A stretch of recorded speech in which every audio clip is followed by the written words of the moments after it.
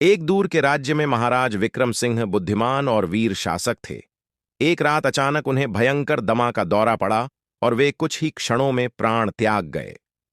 राजा के चले जाने के बाद महारानी सुमन और उनका छोटा बेटा राजकुमार आरव अकेले पड़ गए। राजा की मौत की खबर सुनते ही राज्य का सबसे कपटी मंत्री भयंकरी लाल अपनी गद्दी हथियाने की योजना बनाने लगा। आधी रात वह कुटिल हंसी के साथ रानी के कक्ष में घुसा और उसे महल के पीछे स्थित निर्जन हवेली की ओर ले जाने लगा। रानी विरोध भी नहीं कर सकी। जैसे ही वे हवेली में पहुंचे, मंत्री ने अचानक धक्का देकर रानी को भूमिगत गुफा के एक गहरे अंधेरे कुएं में गिरा दिया।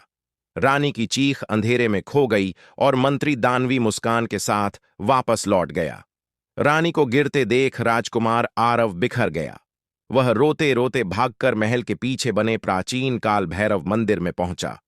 वहां एक रहस्यमयी काला कुत्ता मंदिर की सीढ़ियों पर बैठा था। आरव ने रोते हुए अपने दोनों हाथ जोड़कर कहा, हे महादेव, मेरी मां को बचा लो। बच्चे की यह करुण पुकार सुनते ही कुत्ता अचानक गरज उठा। उसकी आंखों में अग्नि जैसा तेज चमकने लगा और उसका शरीर महाकाय होने लगा। कुत्ता अचानक अद्भुत शक्ति से हवेली की ओर दौड़ पड़ा। इधर भूमिगत कुएं में रानी बेहोश पड़ी थी और विषैले चमगादड़ उस पर टूट पड़े। उनके नुकीले पंजे शरीर में ढंसने लगे। रानी तड़पने लगी। तभी काला कुत्ता उस कुएं तक पहुंचा और बिना एक क्षण गवाए उसमें कूद गया। वह एक गुप्त दिव्य सुरंग से गुजरता हुआ सीधे रानी तक पहुंच गया।